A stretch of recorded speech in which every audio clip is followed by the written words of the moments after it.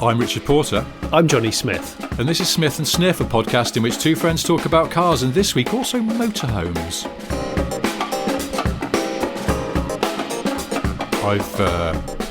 What have you done? What have you done? I've got some new working at home trousers. Is that what you honestly were going to say? You've got some working at home trousers.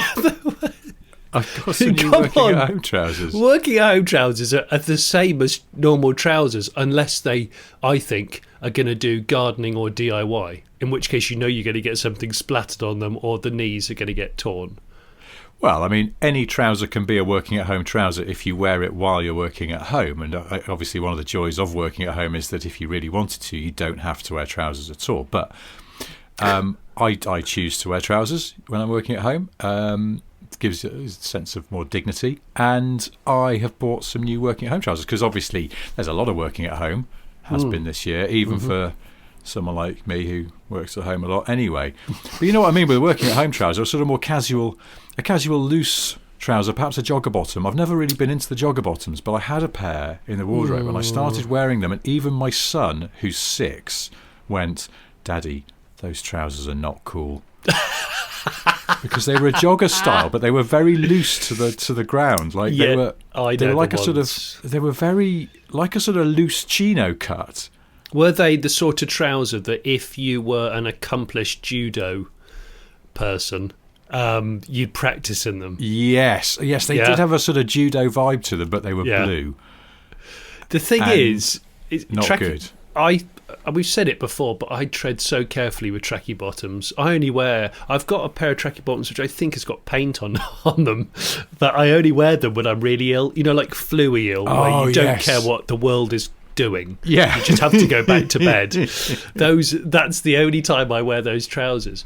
But, you know, like, normally, you just demote what were good trousers to these probably aren't presentable enough to leave the house in. Oh, you know, like me, a pair of jeans that I loved, but maybe fashion has seen them off, or time has seen them off. So now I just use them for gardening. In the same way that once a very grand, expensive vehicle suddenly becomes a sort of 400 quid dog car. Have you noticed that? Yes. It's the same relation. You know, you go, oh, look, I'm wearing a pair of circa 1998 Armani jeans. These were 170 quid back then, and I'm now painting my house in them because I don't care anymore. In fact, I wore a pair of white Armani jeans on a fancy dress New Year's Eve party. I probably told you this, dressed as Freddie Mercury, and I put a red stripe down either side of them, and I accidentally dropped an entire freshly opened bottle of wine on myself. And so I looked like Freddie Mercury had kind of stabbed himself in the groin for the rest of the night. So, you know, but yeah. Why do you always have trouser disaster stories? I don't have any that I can think of off the top of my head. And here's you. It's like there's a trouser story for every occasion. I don't know, actually. It's a really good point. I told you about Jason Plato's visible nipple T-shirt on Fifth Gear once. Did I tell you about that? No. He turned up on this shoot and he was wearing like quite an interestingly patterned T-shirt, the sort of T-shirt which I would have thought, that's not what Jason would normally wear. You know, the kind of T-shirt that a charity has had commissioned, and you buy one and there's a donation that goes to charity. But it was quite funky, don't get me wrong. And Plato was wearing it, okay? And he just kept going, "What do you think of my shirt?" And we were like, "Yeah, it's quite nice actually. What's it all about?" He was just, and he had that flash in his eye that he sometimes has, where he's looking for mischief. And it turns out, after a couple of pieces to camera that we did that day, that one of his nipples, there was a complete hole the size of his whole nipple and areolae. So part of the pattern, if you look closely, was his bare nipple. And no one had really noticed. We were like, what on earth has happened here? And he went, I genuinely don't know. I got it out of the drawer once and someone's either cut a hole that's perfectly in my nipple place or it's got torn. He said, I don't know, but I'm just going to keep wearing it to see if people notice. And that's that. He just wore it for the rest of the day with his nip out, thinking it was hilarious. He was doing fast cornering shots with an exposed nipple. I was going to say, could you remember what car so that people can look it up on YouTube? But I don't know. I mean, if you're listening and you really want to see Jason Plato's nipple, then probably need to have a little look at yourself. To be honest, if you want to do that, just go on social media and ask him. He'll probably just have a quick snap in his kitchen. He just will, because he is Jason Plato. But yeah, the whole dog car thing is like the old trousers thing. It's definitely. Yes. I do sort of feel sorry for some cars which are blatantly bought to transport hounds. And I know you had one. You effectively had a dog car, didn't you? Yeah, I had that Jeep Cherokee. Yeah. Yeah. And I do see some cars and I think, at some point somebody paid like 40 grand for that. For some reason, I can't get beyond picturing a first generation but facelifted Ford Mondeo Gear X estate. Oh, high-spec. High-spec. Yeah. Highest of the specs at the time. Bought brand new. Now imagine, because you see cars like that when they've become a dog car and they're shabby, and in the case of the Mondeo, inevitably it's got that sort of damaged bumpers that they all have with a load of gaff. Yeah. And it's ruined. It's shabby, it's on its last legs, but it's clinging to life and it's doing good service in the role of a dog car. And you just go, once upon a time, that came off a production line absolutely glistening pristine, and it smelt new instead of smelling of 7 Bedlington Terriers. And it's that sort of slow decline in the life of a car that doesn't really have a great deal of value as it depreciates. It sort of just becomes increasingly valueless, and then it ends up just being treated with no respect, and it's sort of sad in a way. It's very sad. I mean, it's the same with small town tradesmen who don't commit to the van, because they think, what's the point? What's the point in buying a van? Because they're always tired, second-hand vans, when I could just go and buy a second-hand Focus Gear estate and put a rack on the roof and put the back seats down, and that's it. And I see so many of those around, and I think those are the unsung automotive heroes, those cars. They've been bought new, and they were probably quite expensive, and then they've been used as a normal car and maybe worshipped a little bit and garaged and washed by old people. Then sadly, usually what happens is an old person passes away, the person doesn't want the car anymore, and then it gets into the hands of, in this case, the one I'm thinking of, the bloke that used to drink habitually at the Green Man Inn near me, who had a very large nose. We nicknamed him the BFG because his nose was that big, and he used to drive a Vectra estate, and it was a high spec. I think it might have been a V6 actually. Oh my god! Yeah, but it had a roof rack on it constantly with window cleaning gear in it. Right. And the back seat area, he didn't even put a tarp down or anything. It just was full of spilt chemicals and all sorts of horrible nonsense. Oh, well, painter and decorators, they're the worst for that, aren't you? You get some bloke will come round to do a bit of touching up on your wainscoting, and they'll have like a very, what would have been a very, very high spec Passat or something, and when they open the back, the boot carpet's all covered in paint spills. Oh, it's awful. Because they're running a business, and they I suppose you've got to watch your overheads. You're not going to go and splash out on. You're not going to get a T6 van with a body kit, are you? Well, no, but you're not even going to go and buy a boot liner, because you could probably get a kind of Volkswagen approved accessory plastic boot liner for a car like that at the time. There's probably one kicking around on eBay, but it's also probably 20-30 quid, and you're like, well, why do that when I could just let the paint soak into the boot carpet? Oh, what I'd like to do. I'd like it to get to the point where you see things like Ferrari FFs being used for that. Wouldn't it be awesome? I reckon in Kensington you might see that. A paint scarred FF. The real mark of a painter and decorator estate car is if you've got a little painty dribble down the back bumper. Oh yeah, you've knocked a can over whilst mixing or something on the back. Well, hang on. If you lived in Monte Carlo, a painter and decorator in Monte Carlo who's, he's not doing brilliantly well, but he's doing okay.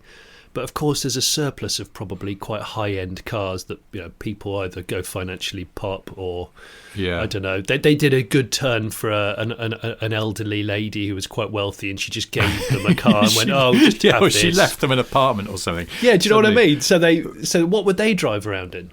One of those Sultan of Brunei Ferrari 456 estates. They make about 7 or 8 of them, so they're very spare. Can you imagine one of those with emulsion splattered all over it? It would just be. Do you know what? That would make a really good vinyl wrap.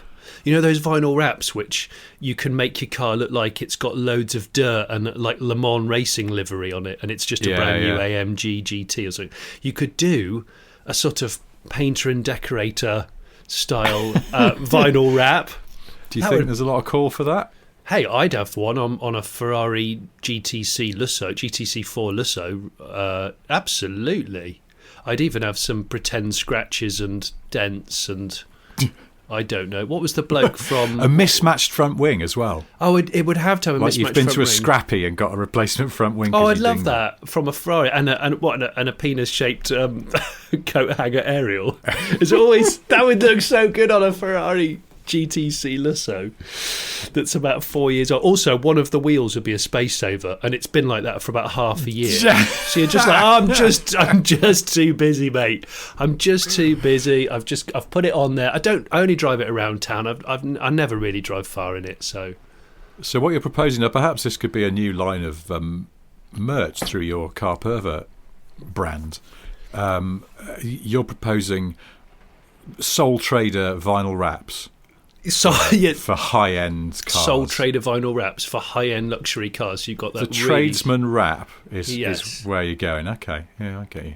You know what I mean? So you could have, obviously, things like Trotter's Independent Trading yellow. Oh, it's a bit obvious, isn't it?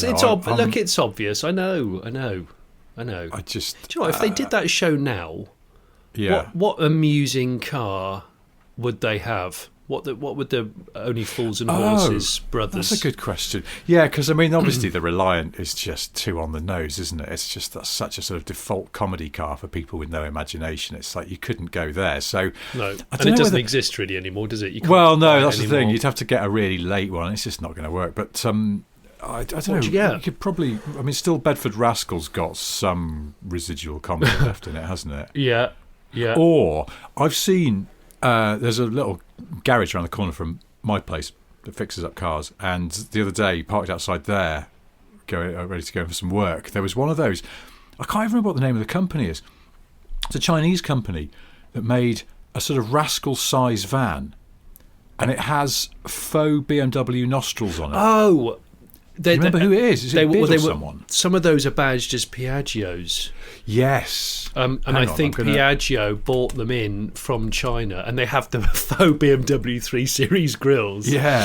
I mean, it's the nice old-fashioned BMW nose rather than... Do you know what? The irony is the front of that looks better than the front of the BMW M4 right now. Indeed. Isn't that ironic? What I like about those little vans, and I noticed this one that was parked around the corner the other day, particularly because as I came around the corner, it was parked side on, so I got a really good view of the fact that it looks like the wheelbase has been put on the wrong way round, because it's got a very short front overhang and a relatively long back one. Back end. And those mini vans usually have quite a long front overhang and then a stubby rear one. So it just looks like they've put it on the chassis the wrong way around. The chassis switched it by accident. And I don't know whether but I'm not sure they're comical enough, because they actually sit. What made the Rascal funny is that they sort of look wider in the middle than they do at the bottom. Yeah. And these don't. These sit quite squat on the road. So I don't know. I'm going to say Rascal, unless you can think of anything better. I'm trying to think of something that's sort of in production that just is a bit weird. Because, I mean, it doesn't necessarily have to be a van. It could be a car that's just kind of murdered into a van, like we say in the painter and decorator spec. Hang on a sec. When Only Fools and Horses started, which would have been, in the early 80s? Yeah, very early 80s, I think. It was a Reliant Regal van, wasn't it, I think? It was a Reliant Regal Supervan 3, or they might have just called it a Supervan 3, because everyone says it's a Robin, but it isn't a Robin. Yeah. It's definitely a Regal / Supervan, because I've driven the original one. What?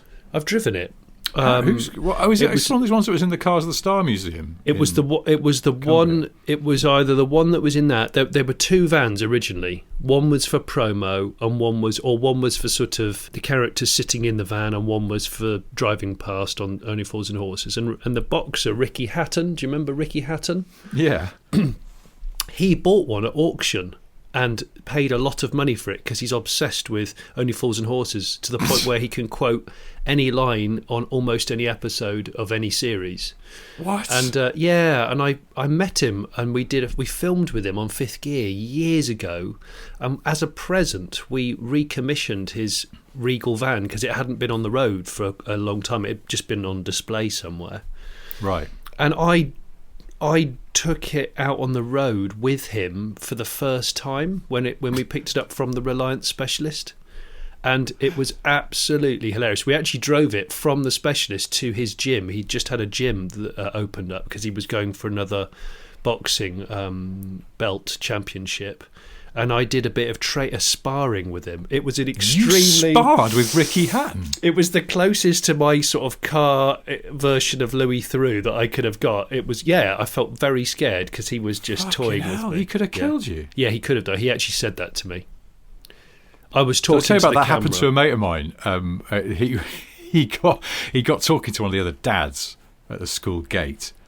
And he said to me, "Oh, you're looking in good shape, mate. What's going on?" And he went, "Oh, I've started boxing. Started doing a bit of boxing at the local gym. It's a proper little boxing gym, where they live in North London."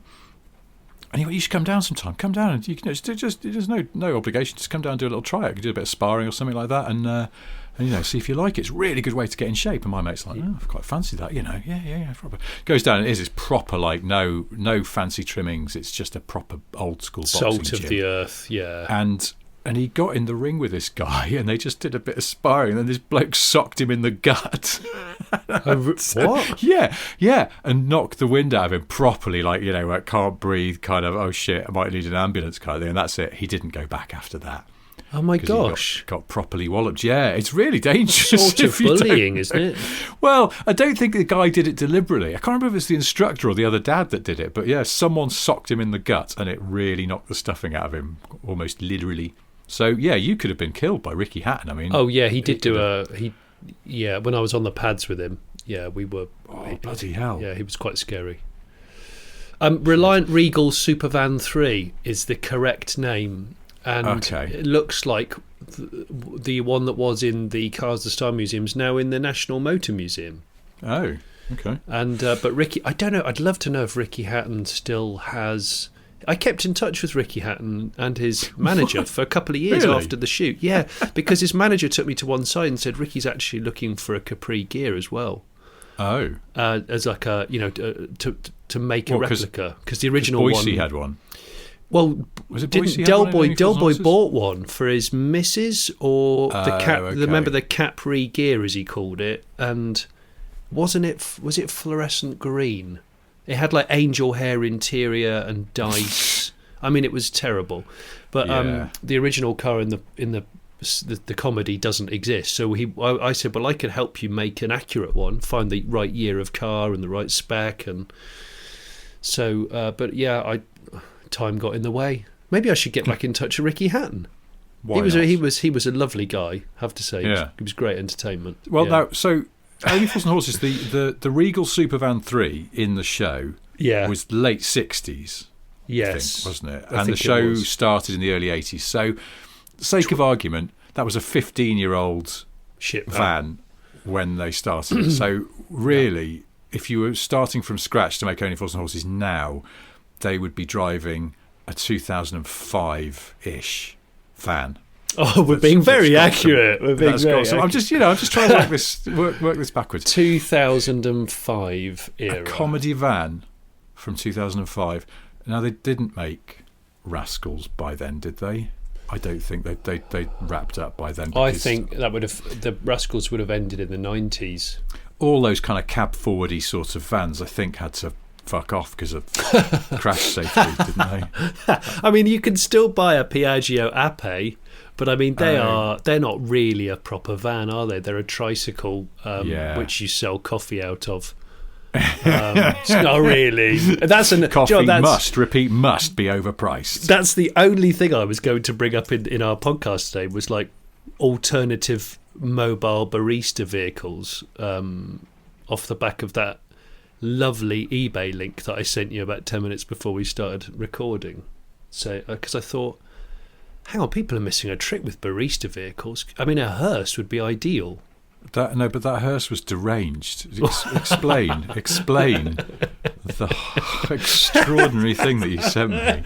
It's a Japanese ceremonial hearse with what looks like a small temple put on the back of a Cadillac, that has a dragon on the roof and gold leaf, very ornate plasterwork. You know, like the ceiling of the Sistine Chapel or something.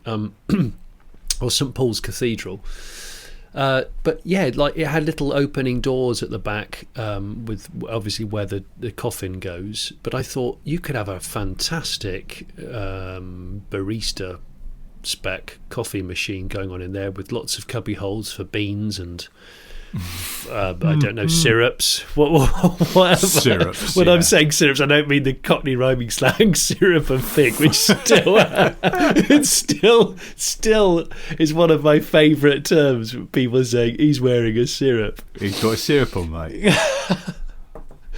If foreigners are listening to this podcast, syrup of fig is Cockney rhyming slang for wig, which doesn't make any sense as a British person, let alone as a foreign person. But the thing we should explain about Cockney rhyming slang is that nobody does it. It's it's weird how people sort of do, though, don't they? It's like it's seeped into national consciousness, because you do still hear people say, probably of a certain generation, they might say, even if they're not from the east of London, they might say like me chalfonts for piles. Oh yes, Chalfonts and Giles. Chalfonts and Giles.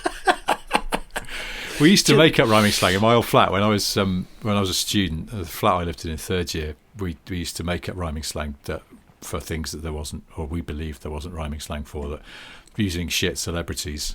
I don't remember is Rodney Bewes for shoes. You idiot! We were quite bored. It's before the you internet. Absolute idiot. I remember, well, as far as I went, is one of the producers on Fifth Gear, who's still around, actually, very much so. And maybe he won't mind me saying, his surname is Smiles, so I used to call him Gypsy, because Gypsy Smiles is another word for piles, another term for piles. So Gypsy Smiles, I'm sure is piles, and so we just used to call him Gypsy, and even Tiff used to go, "Oi, where's Gypsy? Get Gypsy on there. I'm looking for a double espresso. Gypsy, where are you?" Hang on a minute, isn't Gypsy's kiss piss? Oh, hang on. Or Gypsy's riddle piddle, maybe. I'm sure people go, Cockneys go, I'm just going for a gypsy. Oh, hang on. Let me call. I didn't realise we'd go down Cockney rhyming slang. It might be offensive, but we didn't make it up, so I think it's okay. No, blame Cockneys. Take this up with Cockneys. I'm just having a little braz, as they say in Cockneys speak. Is Gypsy Smiles piles? I don't know. I'm busy looking at vans now. I'm looking at I've just gone right on Auto Trader vans. I've just set the limit at 2005. Any van from 2005, and I'm saddened to report there are no funny vans. What about a Renault Extra? A Citroen C15. C15. Yes. Oh God, I'm glad I got that off my chest. I knew there was a. But the thing is about a Citroen C15. I mean, they're not sort of outright comedy. They're quite good, aren't they? As vans, in their day. They're amazing. If anyone out there's ever driven one, they are so good. Oh, have you driven one? Yeah, a friend of mine's had a string of them. He won't go for anything else. He scours periodically the classifieds because he's always looking for like a more mint example so he can upgrade. There's no C15s on Auto Trader at the moment.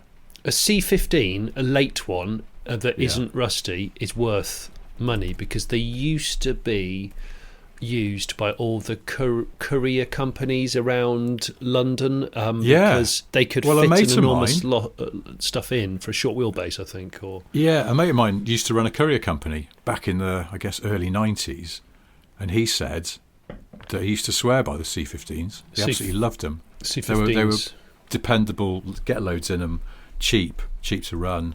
There's one on eBay for £1,095. C15 Champ.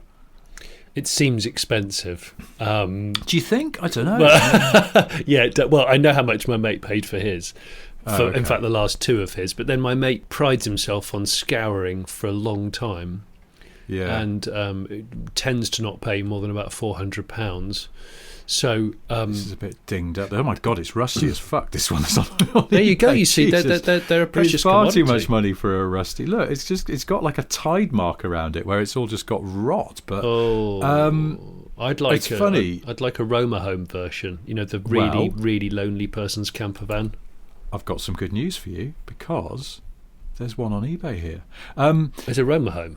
There's a Roma home, yeah. Oh, sugar. And it's it's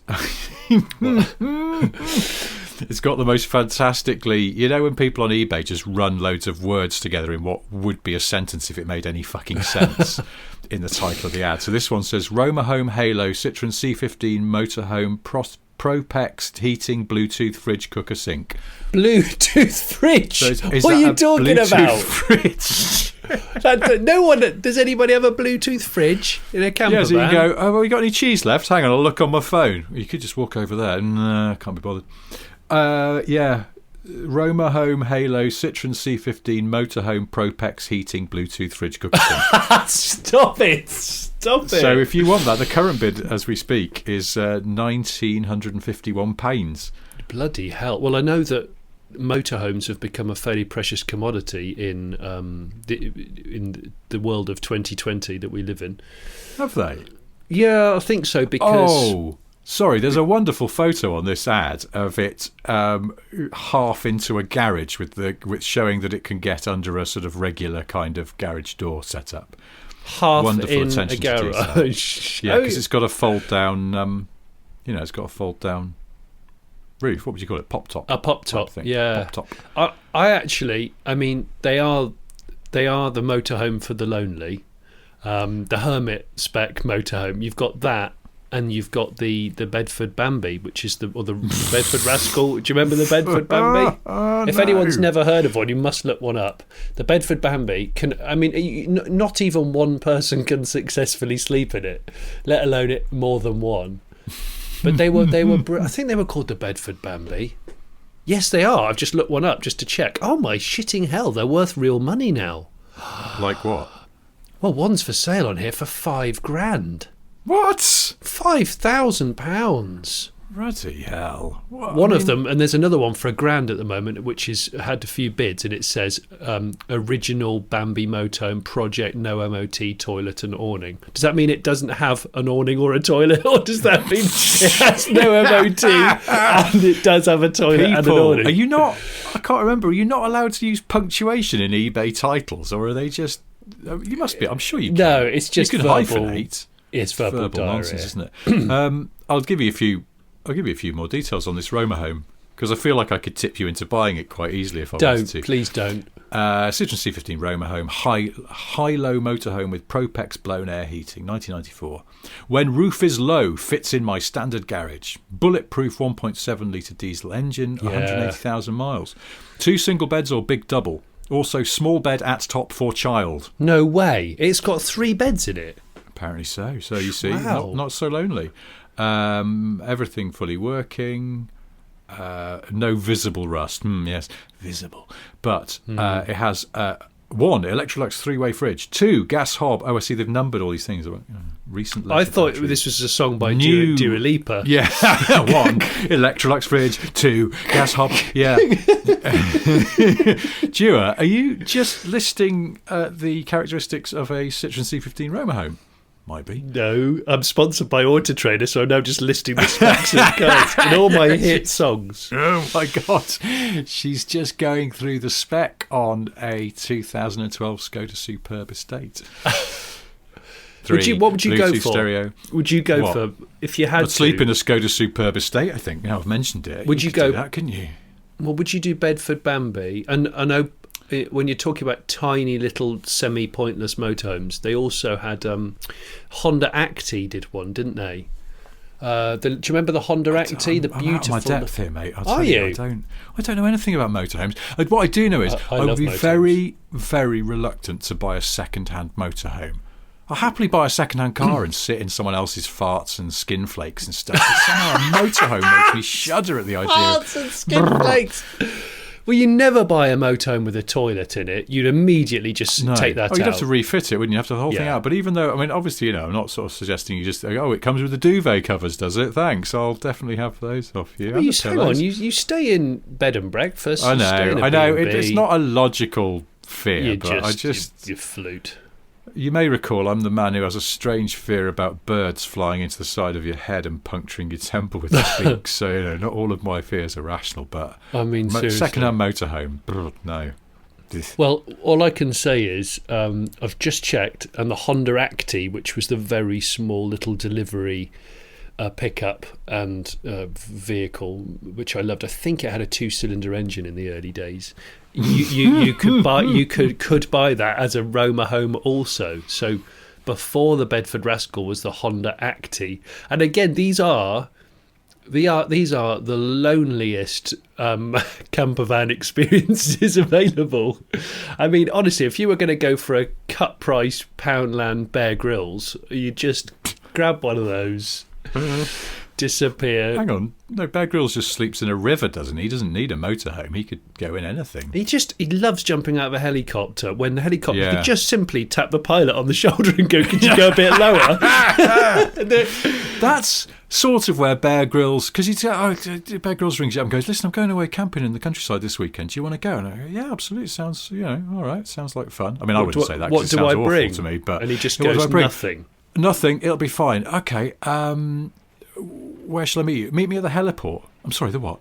Oh, yeah, and I'm going to need 30 grand for the helicopter charter as well. So he saved a fortune because he doesn't have to go to Millets and get a tent and all that malarkey. But on the other hand, his chosen method of going wherever he's going away is, could you just fly us over the Quantox this weekend, please?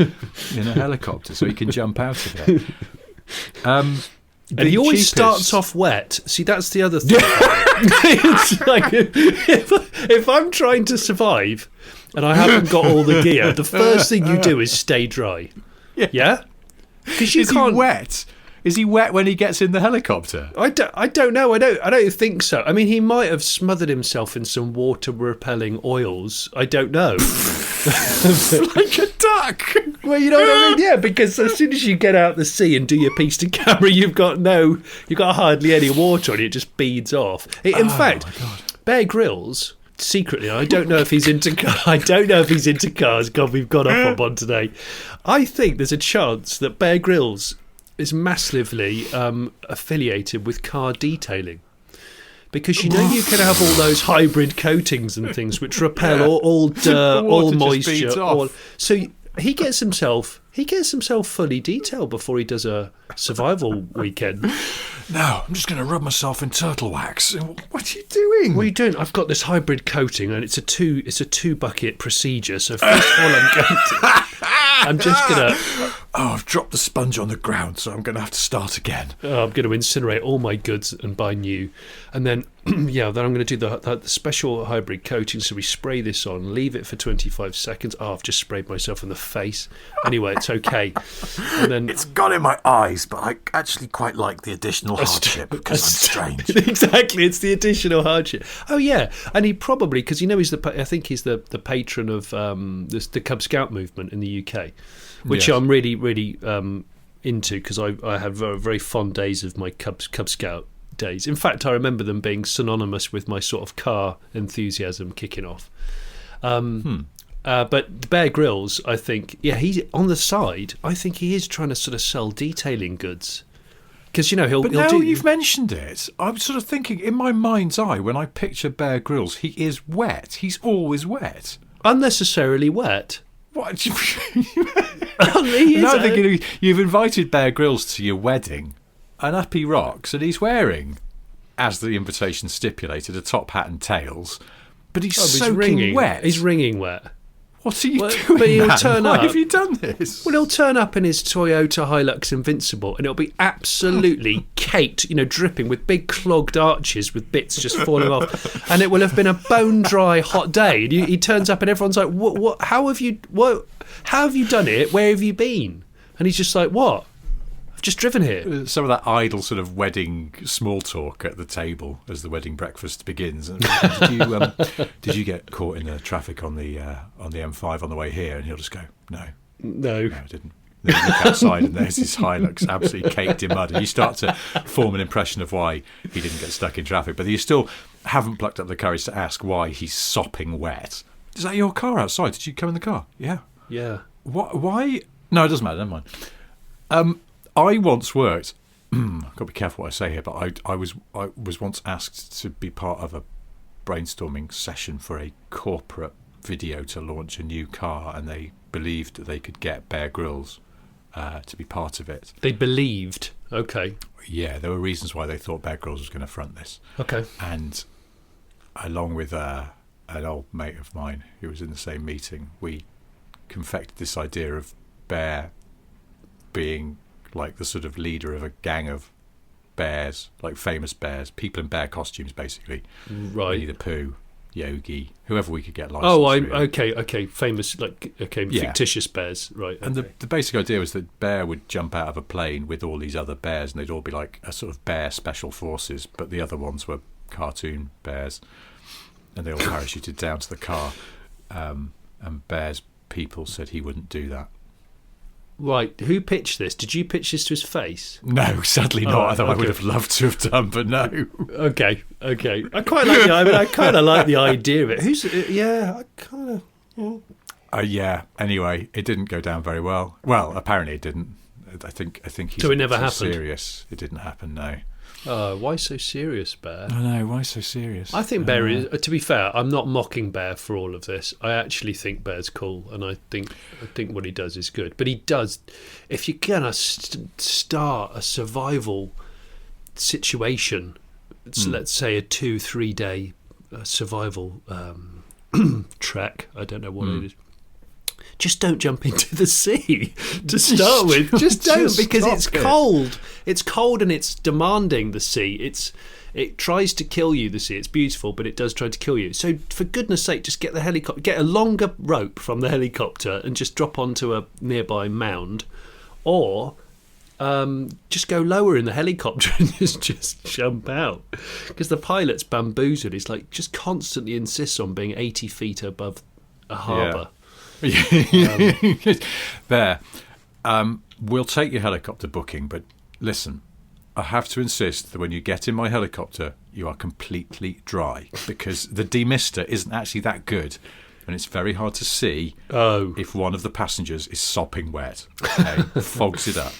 That's what I'm saying. Bears. If you get in Bear's Hilux or Land Rover or whatever Bear tools around in. The demister, it will be on, the dial would be on number 5, wouldn't it? The fan speed would be deafening to the point where you can't talk to anybody in the cabin. I disagree, because I think Bear's had the windscreen of his Hilux removed. Oh, he just kicked it out? Yeah, for extra hardship. So no heating? No heating. Oh no, he's had the heater taken out as well. More hardship there. I think he repurposed it when he was building a wigwam, and he thought, I'll use it in some way to create some sort of basic survival heat while I'm asleep inside a sheep's carcass. Still one of the funniest episodes I've ever seen. He actually thought it was logical. He kept a straight face throughout. He found a dead sheep, or it might have been a goat, and he slit it open, pulled out lots of its unnecessary organs, and climbed in like a skin sleeping bag. I just was like, what are you doing? You're climbing inside a cadaver. No. A, he's clearly just seen that on Star Wars, and B, an adult man is bigger than a sheep or goat, so it's not gonna be like a good fit. Well, My legs are now inside a dead sheep. I'll be honest, this hasn't worked out the way I imagined it would.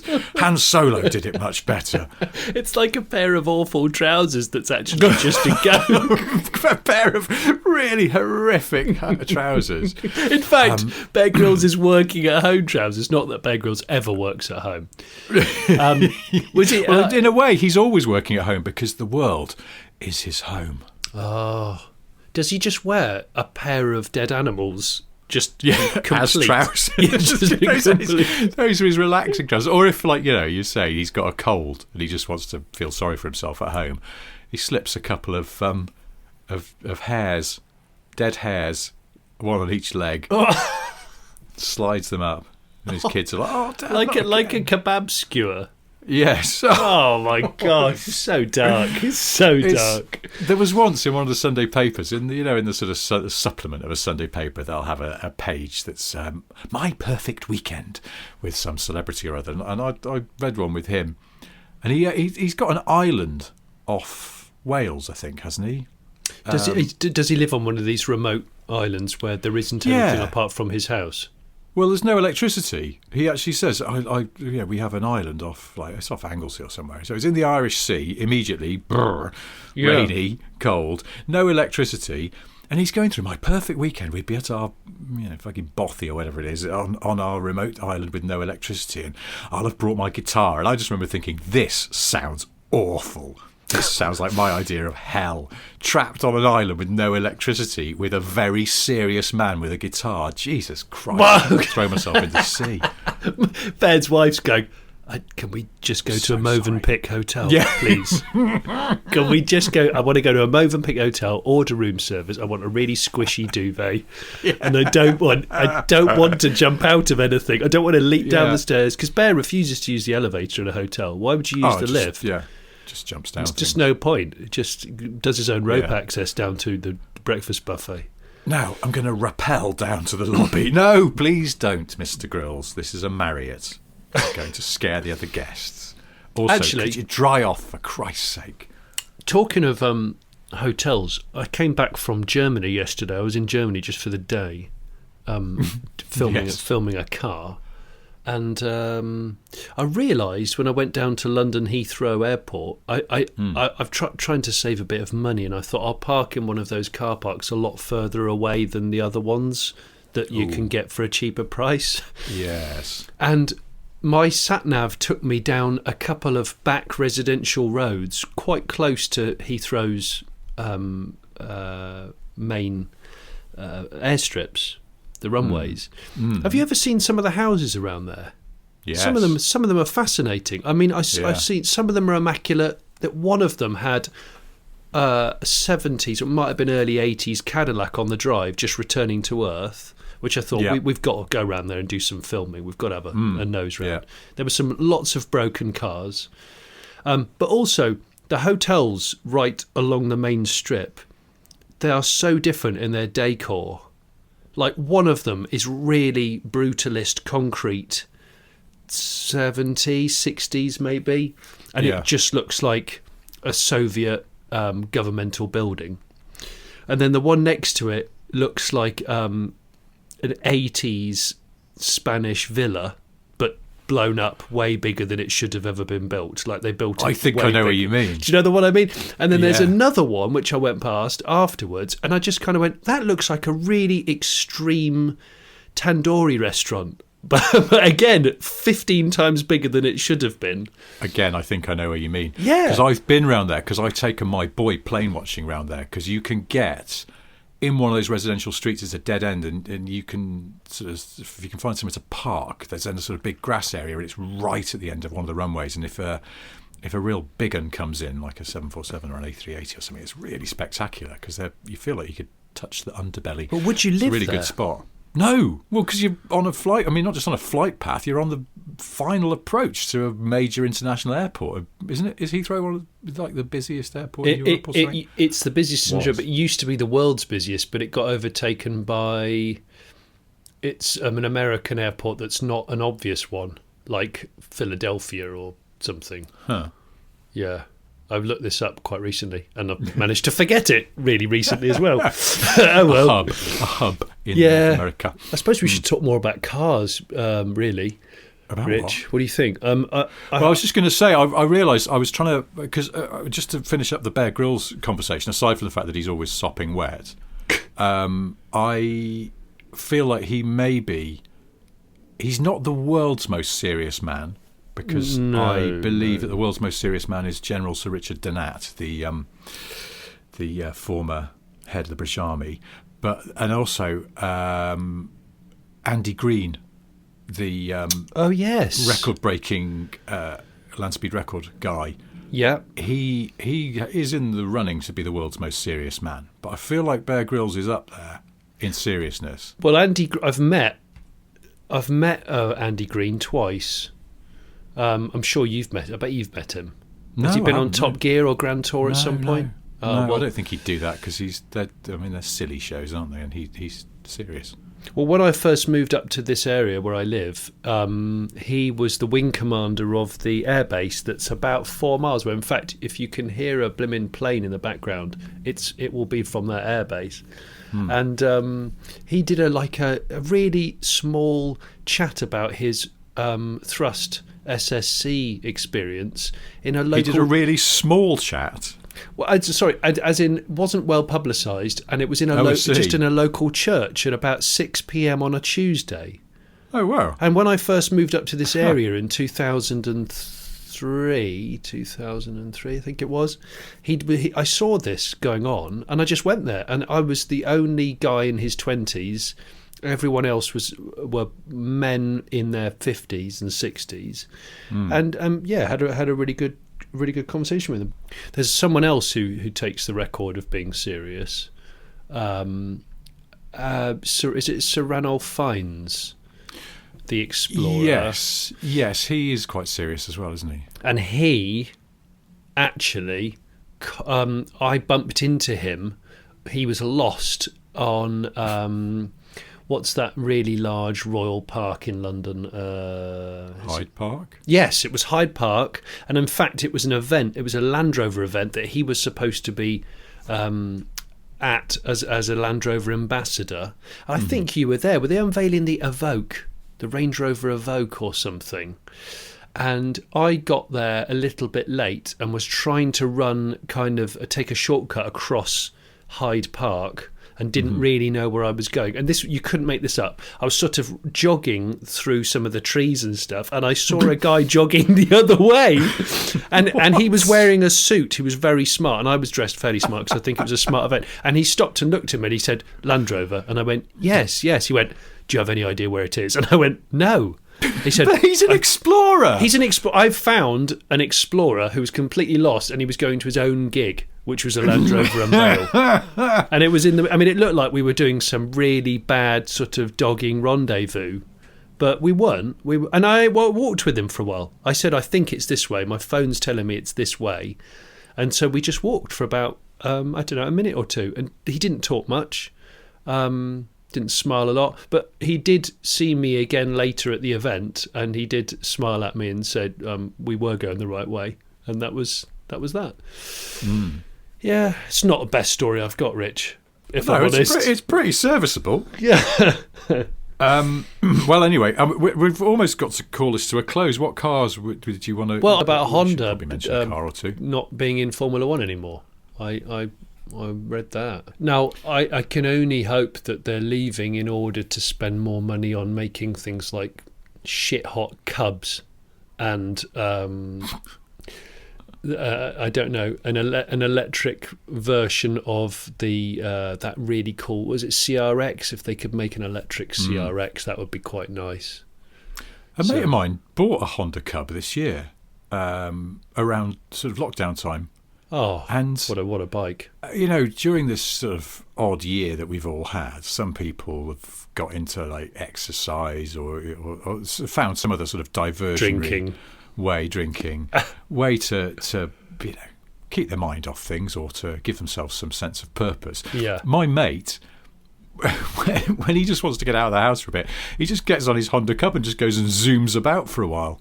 I think that's fantastic. It's made him so happy. Honestly, you mention his cub to him, and then he won't shut up about how brilliant it is.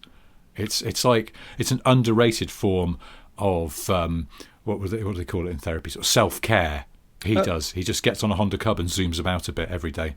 Mate, but you know that the motorcycle riding is supposed to be really good for mental health, because when you're on a mountain bike, when you're on a motorbike, you can't be distracted by as much as what you can in a car. A, you can't talk to anybody. B, you can't look at a phone really. And you have to concentrate more because your survival is at risk more. Yes. So actually, I think it's actually quite a healthy pursuit, and I'm not interested in going really fast on a motorbike because I'm not talented enough to kind of stay on it. So I think something like a cub, can you imagine cub therapy could become a thing? In fact, Honda are the kind of holistic brand that could really embrace that. Couldn't they do some cub petting? Honda cub petting? I'd love that. The Honda petting zoo. Well, you kind of sit and chat. It could be a men's mental health kind of thing where we all turn up. Everyone, you have a little chat. There's a yurt with the coffee machine in it and stuff, and everyone gets a cub, and you get taught how to do basic maintenance, and then you go off on a little sort of trek that's very slow but fulfilling. Yeah. It's a good idea. If Honda want to take that, I'm just going to get a pen. Hang on. There we go. Yeah. I'm going to get a pen. It's another business idea. You've had 2 during this show. That's pretty good. Yeah, Honda cub petting. Get yourself on the old Dragon's Den. Can you imagine me pitching that on Dragon's Den? I'm just trying to think of who. I've seen worse. Yeah. It's when Deborah Meaden just immediately goes in for the jugular with wanting statistics, and you just freeze and go, what do you mean? What kind of statistics? Jonny, Deborah Meaden, hi. First question for you. Why are you soaking wet? It's something I saw Bear Grylls do. I thought it was a good way to, you could remember me then. Adds a bit of atmosphere. Yeah. Right. Well, let's bring this into land with a modicum of dignity. Thank you, as always, for listening. Don't forget to like and subscribe. I'm not entirely sure how you do either of those things, but I think probably there's a method. You can follow podcasts, can't you, in your usual podcast portal or whatever you'd call it, app on your phone, or as ever, this is available on YouTube if that interests you. And you subscribe to the Smith and Sniff channel on there. Speaking of YouTube channels, Jonny has a solo channel, The Late Break Show with Jonny Smith, which has got lots of nice treats on it, including what have you got this week? I've just done an electric Land Rover Defender and a chat with Ian Callum, the designer. Yeah, the chats with Ian Callum, 2-part chat with Ian Callum, the former Jaguar designer, also designed Aston Martins and Fords and all sorts of good stuff. That was very good. Enjoyed that a lot. Oh, those thanks. 2 shows. The second thing I have to tell you is that I still have a book out. It's called The Medium-Sized Book of Boring Car Trivia by Sniff Petrol, available exclusively on Amazon. And the third thing I have to tell you is that polo mints are made in York. Are they? Yes. I think they are. They certainly used to be until very recently. You are becoming increasingly like the guy from Taskmaster. Just try and add value at the end of the show to make up for everything that came before. Anyway, that is that for this week. We're here every Monday morning with a new show. And next week we'll have some news about something else that we're doing, I hope, as well. Just as a little one-off that we're doing, which might be of interest to some people. If you'd rather that we just shut the fuck up and talk about cars more often. In the meantime, thank you ever so much for listening, and we'll see you next week. Goodbye. Goodbye. Oh my shitting hell, they're worth real money.